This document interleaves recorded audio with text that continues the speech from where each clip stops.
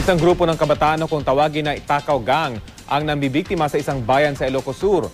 Ang kanilang modus ng pagnanakaw na huli sa CCTV. Balitang hatid ni Dennis Alipio. Kitang-kita sa videong ito ang modus ng grupo ng mga kabataang ito na tinawag na Takaw Gang. Ang kanilang target, mga karinderya.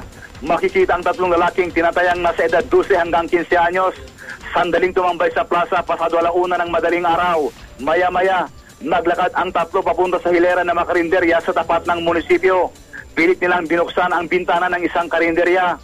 Dito binutas para tanggalin yung nail dito sa loob, pero hindi siguro matanggal, kaya ito ang tinanggal nila.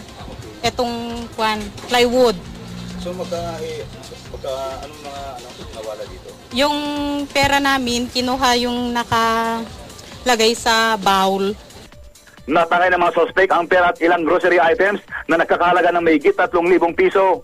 Agad namang natukoy ng pulisya ang isa sa mga sospek.